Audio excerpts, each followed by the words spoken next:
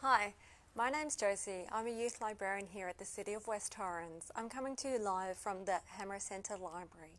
We're reopened now on our regular business hours, so please do come in and see us.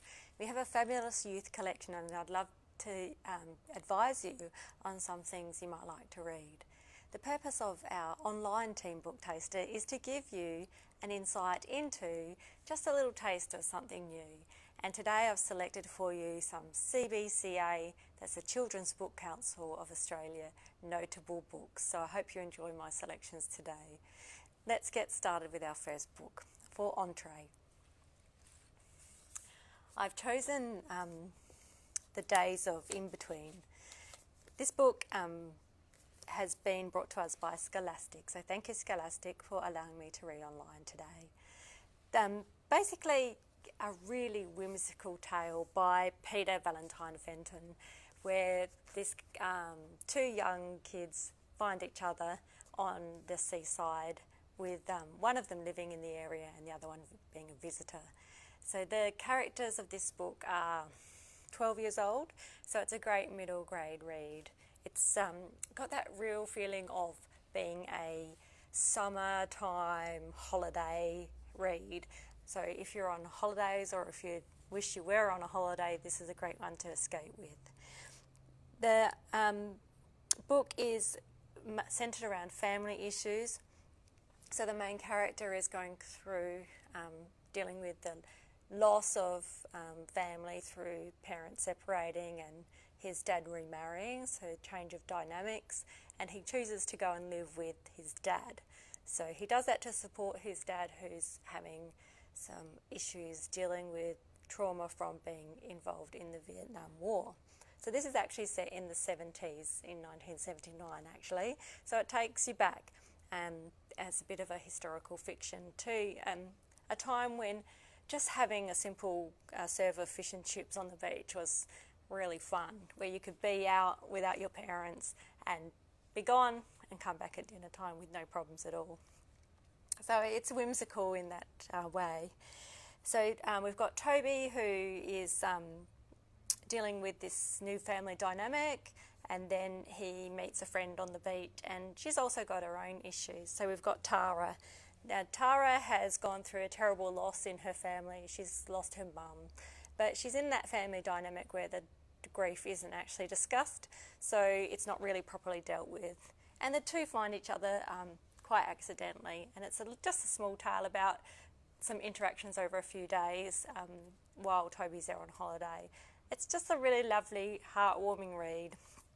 It's easy to read, it's not confronting in any way, but deals with those issues of grief and loss in a contemplative way that is suitable for a middle grade audience. So I recommend that one. It made me just feel of all those summer freedoms. Let's have a bit of a look at the book. This is about Tara. Sometimes at school, Tara would look out of the window, her classmates giggling as her teacher called her name over and over, while Tara got lost in what lay beyond or in her memories. She longed so much to talk of her mum, but these thoughts remained trapped in an unspoken world of her own. Every time she tried to share a reminiscence with her father or brother, her words were met with a type of strained anger and silence that she grew to dread, if only for its predictable and distressing familiarity. She learnt to keep her recollections to herself, how her mum had taught her to make the bed and sail as high as the sky on a swing, the sketches she'd drawn of Tara and their garden, how they found a cocoon and waited impatiently together for its shy resident to slowly and amazingly emerge, and most of all, how she and her mum had loved to wander. "What shall we do?" Mum would ask. "I reckon we could just follow our noses," Tara would answer, and we would walk together along the beach and up the nearby hills to pick some berries or just sit and stare and talk or lie together in silence, watching the sky through the leaves of the trees. One day as they walked up the mountain, rain had appeared from virtually nowhere, and they danced through it, happily shouting, "Sun showers are the best." Then, when the rain grew stronger, they sheltered with shining eyes and hair so wet it clung to their faces, in their own secret cave, hidden right underneath the mountain top. Remembering these simple, joy-filled episodes made Tara smile, yet it made her heart do a little cough too. She knew it was a sadness that she should keep shut tight in a little locket inside herself. But sometimes her heart coughed so much, she thought it might erupt. So the days in between. Hope you like that one. Thanks Scholastic again for that one. And my main today was a book that I thought was just really amazing. I really enjoyed it. This one's the 70s. This one's 79. I got, must have been in a bit of a 70s period when I chose these ones. It's quite a coincidence. This one, Catch a Falling Star by McKinlay. Just so you can see the cover up close. It's a bit tricky, but there's some beautiful falling stars there. So that relates to the fact that the main story is around this space station that's falling, so Skylab. And the falling of Skylab is a big thing, lots of media attention, and everyone's wondering what's going to happen when it falls down to Earth. But Frankie isn't really worried about that. She's worried about the calamity that's starting to unfold in her family, because this event has triggered some memories, and that is that her father went missing in a plane crash at the time of Skylab being launched. Now she's got a younger brother, Newt, who is fascinated with all things scientific, and of course becomes very fascinated with this event. So there's lots of heartstrings being pulled here because it's an emotional connection for them all. Newt was too young to remember his dad being involved in this, but they make a discovery, and it's all about that journey of hope and wondering where their dad is. Will he come back? Because he went missing, they don't know what happened to him. The unspoken grief in the family, so it's another one dealing with family loss. And the dynamics of the sister looking out for her brother while her brother's exploring and finding his own journey. So quite a fascinating book and a really lovely read. It will no doubt pull some heartstrings for some of the readers out there, and I really enjoyed it. So let's have a look. This one comes to us from Walker Books, so thank you very much Walker Books for allowing me to read online today. Things that fall from the sky. Newt once. It was the middle of the night, pitch dark. He was halfway up a tree, trying to climb higher. I was standing at the bottom, trying to make him come down. It was no one's fault. It wasn't Mum's fault. She was exhausted from work and slept with earplugs, so nothing but her alarm could wake her. It wasn't Newt's fault. He was only 4, and there was no way he could understand. It wasn't Kat's Mum's fault. She was trying to be kind when she told Newt Dad was watching over him from above, and when he looked up at night, Dad would be the brightest star shining down on him. She couldn't have known Newt would take it literally, that he'd start climbing hills and ladders and rooftops in the middle of the night, trying to get as close as he could to the sky. If it was anyone's fault, it was mine. I had hidden the ladder, but I couldn't hide the trees. Maybe I should have told Mum. I always meant to. I'd lead Newt back to the house, tuck him in, and plan to tell her tomorrow. But when morning came, I never did. Mum always seemed like she had enough to worry about already, with working all the time and those envelopes that kept arriving with red writing saying overdue and final reminder. So I didn't say anything, not to Mum and not to Newt. I didn't tell him Dad wasn't really a star. I didn't want to be the one to take that away from him. Instead, I started sleeping with my door open, listening for his footsteps in the hall. That night, I didn't hear him until he was on the veranda. By then, it was too late to stop him climbing. All I could do was try to talk him back down. And when he fell, I caught him, or at least I broke his fall. He had the wind knocked out of him, and so did I, but he didn't break anything. He was okay. We both were. And so we'd go back to bed, wake up in the morning, and pretend it was all a dream.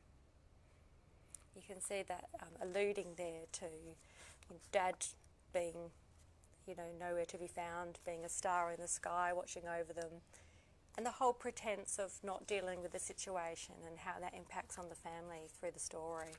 It's really lovely. It's